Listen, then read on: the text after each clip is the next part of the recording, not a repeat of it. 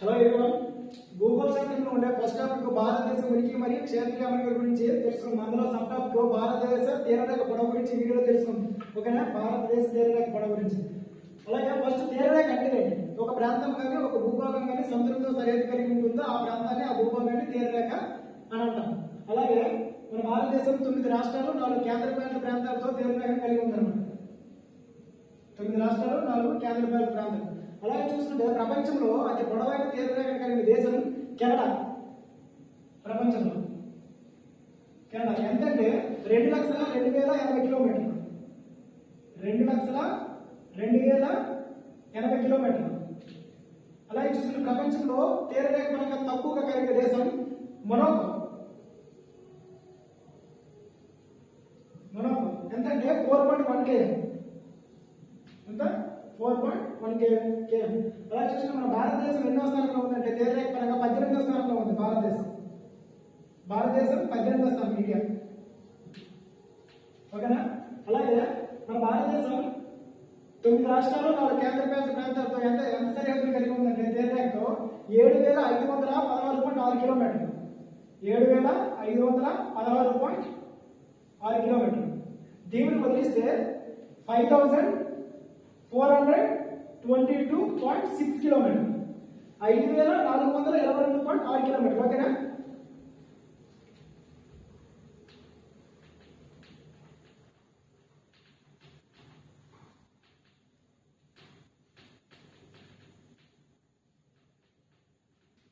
చూసుకుంటే India map రఫ్గా వేస్తున్నాం.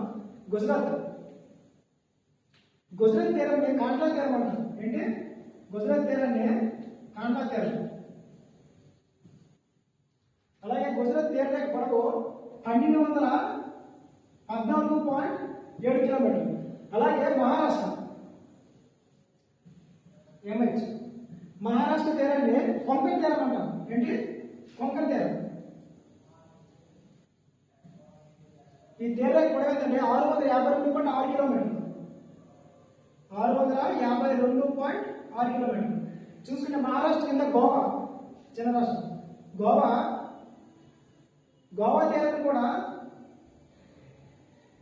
కూడా కొంకణ్ తీరం అంటారు. ఓకే? మహారాష్ట్ర తీరాన్ని గోవా తీరాన్ని రెండింటి కూడా కొంకణ్ తీరం అని అంటారు. ఈ తీరరేఖ పొడవు ఏంటంటే 101. ఎంత? 101. అలాగే చూసుకుంటే కర్ణాటక తీరాన్ని కెనడా తీరం అంటారు. ఏంటి? కెనడా తీరం. ఈ తీరరేఖ పొడవు 280 కిలోమీటర్లు. 280 కిలోమీటర్లు. అలాగే చూసుకుంటే కేరళ తీరాన్ని మలబార్ తీరం అని అంటాం అన్నమాట. మలబార్ తీరరేఖ పొడవు 569.7 కిలోమీటర్లు. ఎంత? 569.7 కిలోమీటర్లు. సుమారుగా 570 కిలోమీటర్లు. అలాగే తూర్పును చూస్తుంటే ఇవి పశ్చిమాన చెప్పుకున్నాం. తూర్పున తమిళనాడు తీరరేఖను కోరమండల్ తీరం అంటారు. కోరమండల్. ఓకే? ఈ తీరరేఖ పొడవు 906.9 కిలోమీటర్లు. 906.9 కిలోమీటర్లు. అలాగే చూసుకుంటే మన ఏపీ ఆంధ్రప్రదేశ్ తీరరేఖను ఏమంటారు? సర్కార్ తీరం అంటారు అనమాట. సర్కార్ తీరం లేదా కోస్తా తీరం అంటారు. ఏంటి? సర్కార్ లేదా కోస్తా. అలాగే తీరరేఖ పొడవు 973.7 కిలోమీటర్లు. ఎంత? 973.7 కిలోమీటర్లు. సుమారుగా 977 కిలోమీటర్లు. పైన ఒరిస్సా అనమాట.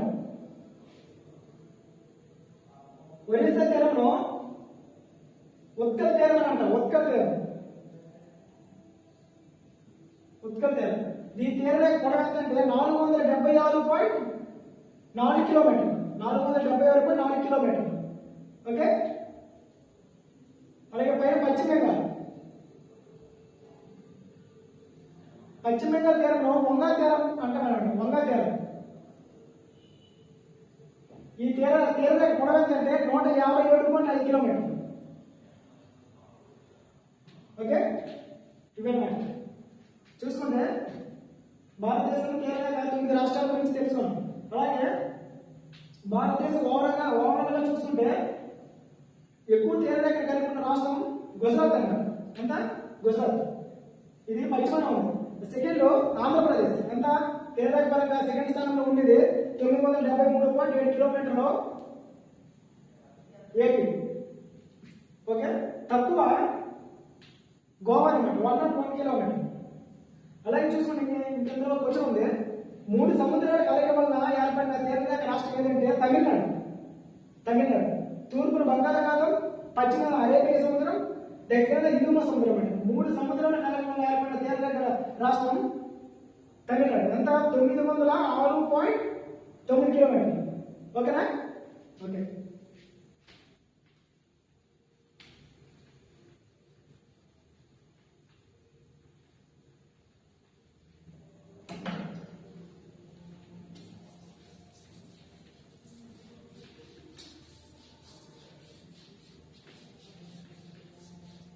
చూసుకుంటే 4 కేంద్రపాలిత ప్రాంతాల గురించి తెలుసుకుందాం.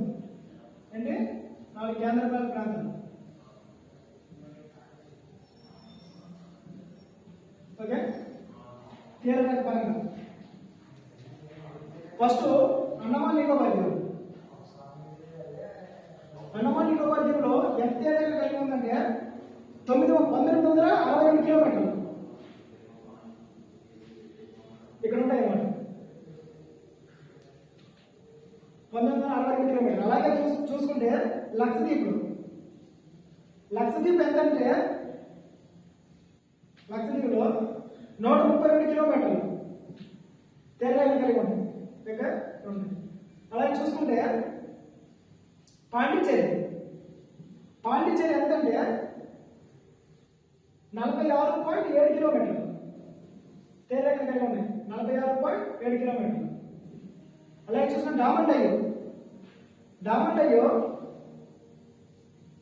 ఎంతంటే 42.5 కిలోమీటర్లు తీరరేఖను కలిగి ఉంది. ఓకేనా? 4 కేంద్రపాలిత ప్రాంతాల గురించి తెలుసుకున్నాం. అండమాన్ నికోబార్ దీవులు, లక్షద్వీపులు, పాండిచ్చేరి, డామన్ డయ్యో. 1962 కిలోమీటర్లు, 132 కిలోమీటర్లు, 46.7 km, 42.5 km లాస్ట్ డామన్ డయ్యో. ఓకేనా? కేంద్రపాలిత ప్రాంతం పరంగా అయితే అది తీరరేఖ పొడవులో ఎక్కువ ఏ కేంద్రపాలిత ప్రాంతం ఉందంటే అండమాన్ నికోబార్ దీవులు ఎక్కువ తీరరేఖ కలిగి 162 కిలోమీటర్లు. అలాగే చూసుకుంటే తక్కువ ఏదంటే డామన్ డయ్యో 42.5 కిలోమీటర్లు. ఓకేనా?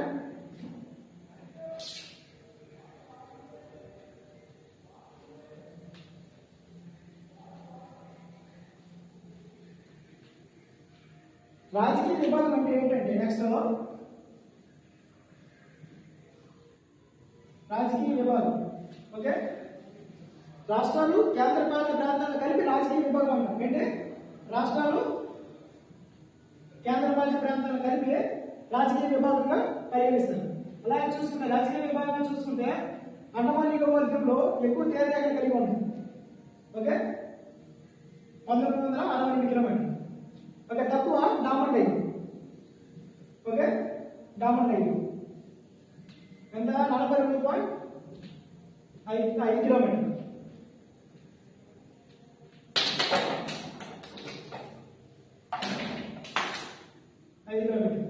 అలాగే చూసుకుంటే మన భారతదేశంలో అతి పొడవైన బీచ్ కలిగి ఉంది ఏదంటే చెన్నై. ఈ బీచ్ కు మరొక పేరు చెరియల కట్ట అని కూడా అంటారు అన్నమాట. చెరియల కట్ట. ఓకే, అతి పొడవైన బీచ్ కలిగి మన భారతదేశంలో చెన్నై. మెరీనా బీచ్ పేరు మెరీనా బీచ్. ఎంతంటే 13.5 కిలోమీటర్లు. అలాగే చూసుకుంటే ప్రపంచంలో చూసుకుంటే అతి పొడవైన బీచ్ ఏదంటే ప్రపంచంలో చూసుకుంటే బ్రెజిల్లో ఉంది. బీచ్ పేరు ఏంటంటే ప్రాయాడో కాచానో బీచ్ అన్నమాట. ప్రాయాడో కాచానో ఎంతంటే 153 కిలోమీటర్లు సుమారుగా. ఎంత? 153 కిలోమీటర్లు. ఓకే,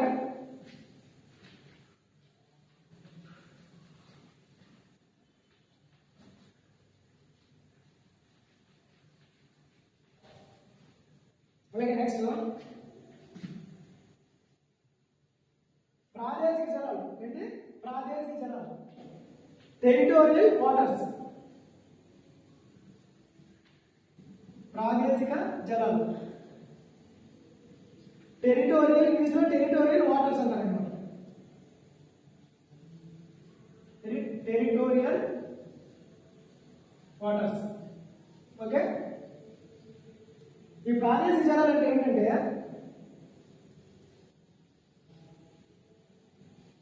భారతదేశం యొక్క రఫ్గా వేసుకున్నాం. తీర ప్రాంతం నుంచి తీరరేఖ నుండి సముద్రంలోకి 12 నాటికల్ మైళ్ళు గల దూరాన్ని 12 నాటికల్ మైళ్ళు గల దూరాన్ని ప్రాదేశిక జలాలు అంటారన్నమాట. మన భారతదేశ తీరరేఖ నుండి సముద్రంలోకి 12 నాటికల్ మైళ్ళ వరకు ఉన్న సముద్ర భూభాగాన్ని ఏమంటారంటే ప్రాదేశిక జలాలు అంటారు. నాటికల్ మైళ్ళ వరకు. ఓకే, ఈ 12 నాటికల్ మైళ్ళ వరకు ఉన్న మనకు తీరరేఖ నుండి మన భారతదేశ తీరరేఖ ప్రాంతం నుండి సముద్రంలోకి ఉండే ఆ భూభాగాన్ని అందులో ఉండే ఖనిజ సంపదను మన భారతదేశానికి మాత్రమే కలిగి ఉంటారు. ఎందుకంటే మన కేంద్ర ప్రభుత్వం పర్మిషన్ లేకుండా అనుమతి లేకుండా లోనికి రావడానికి ఉండదు అనమాట. ఇతర దేశాలకు చెందిన వ్యక్తులు కానీ నౌకలు కానీ షిప్పులు కానీ మన భారతదేశం తీరరేఖను కలిగి ఉన్న ఈ 12 నాటికల్ మైళ్ళు సముద్ర భూభాగంలో రావడానికి అనుమతి లేకుండా రాకూడదు అనమాట. ఒకవేళ అనుమతి లేకుండా వచ్చినట్టుంటే భారత ప్రభుత్వం ఎటువంటి చర్యలైనా వాళ్ళ పైన తీసుకోవచ్చు అనమాట. ఓకేనా, ఎటువంటి చర్యలైనా వాళ్ళ పైన తీసుకోవచ్చు. అలాగే చూసుకుంటే 1 నాటికల్ మైల్లో 1 నాటికల్ మైల్ ఈజ్ ఎంతంటే 1.85 కిలోమీటర్లు. అంటే మీటర్లో మార్చింటే 1852 మీటర్లు. కిలోమీటర్లు చూసుకుంటే 1.852 కిలోమీటర్లు. అలాగే చూసుకుంటే 12 × 1.85 ఎంత వస్తుందంటే సుమారుగా 22.22 కిలోమీటర్స్ అన్నమాట. సుమారుగా 22 కిలోమీటర్ల పైగా వస్తాయి. ఈ 22 కిలోమీటర్ల పైగా ఉండే సముద్రం నుండి భూభాగం మన భారతదేశానికి మాత్రమే చెంది ఉన్నది. అలాగే చూసుకుంటే సముద్ర ఉపరితలాల్లో భూపరితల నాటికల్ మైల్లో కొలుస్తారన్నమాట. ఓకే, నాటికల్ మైల్లో కొలుస్తారు.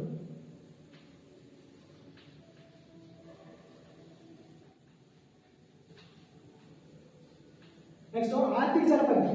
ఏంటి ఆర్థిక జలపరిధి? Exclusive economic zone. ఏంటి ఎక్స్క్లూసివ్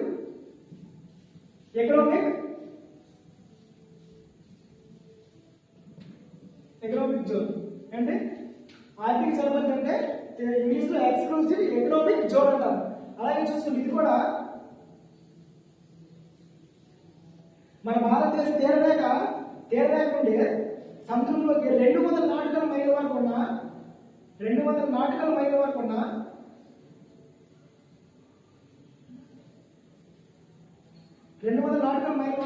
సముద్ర భూభాగాన్ని ఏమంటామంటే ఆర్థిక జలపరిధి అంటారు. భారతదేశ తీరరేఖ నుండి సముద్రంలోకి 200 నాటికల్ మైళ్ళ వరకు ఉన్న సముద్ర భూభాగాన్ని ఏమంటారంటే ఆర్థిక జలపరిధి అంటారు. ఈ 200 నాటికల్ మైళ్ళు భూభాగం నుండి ఎవరైనా రావచ్చు. ఇతర దేశాలకు చెందిన వ్యక్తులు కానీ ఎవరైనా రావచ్చు. కానీ ఇందులో ఉండే ఖనిజ సంపద మన భారతదేశానికి మాత్రమే చెంది ఉండాలి. ఓకేనా? ఓకే, నెక్స్ట్ ఉమ్మడి జలాలు.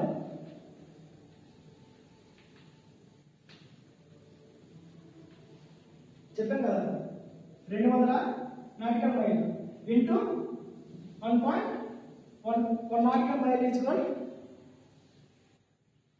ఎంత వస్తుందో మీకు తెలిసినట్టుంటే కామెంట్ బాక్స్ లో కామెంట్ చేయండి ఫ్రెండ్స్. ఓకేనా?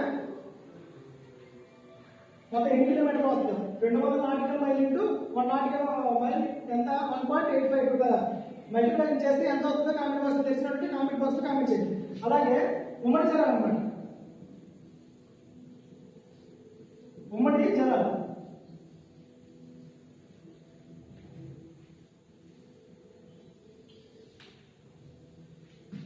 సపోజ్ మన పక్క దేశం పాకిస్తాన్ ఉంది కదా. పాకిస్తాన్కి మనకి ఉమ్మడి జిల్లాలో చూసుకుంటే జలభాగాలు చూసుకుంటే మన నుండి 12 నాటికల్ మైళ్ళు వాళ్ళ నుండి 12 నాటికల్ మైళ్ళు కలిసి ఉంటాయి కదా, అందుకోసమే ఉమ్మడి జలాలు అనమాట.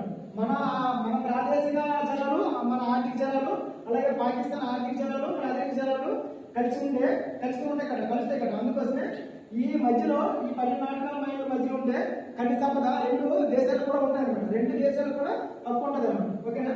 నెక్స్ట్ 1982 కిలోమీటర్లో 1982 సంవత్సరంలో అంతర్జాతీయ సముద్ర జలాల ఒప్పందం జరిగింది అనమాట. ఎప్పుడు 1982 సంవత్సరంలో 1982 సంవత్సరంలో అంతర్జాతీయ జలాల ఒప్పందం జరిగింది అనమాట. ఈ ప్రాదేశిక జలాలు అలాగే ఆర్థిక జల పరిధి ఏ కేటాయించింది ఎవరంటే UN, United nation America. Okay, UN కేటాయిస్తుంది అనమాట. అలాగే ఓకే, క్లాస్ నచ్చితే లైక్ చేయండి, అలాగే కామెంట్ చేయండి. ఓకేనా. క్లాస్ ఎలా ఉందో కూడా తప్పకుండా కామెంట్ చేయండి. ఛానల్ సబ్స్క్రైబ్ కూడా చేయండి. ఓకేనా. ఓకే.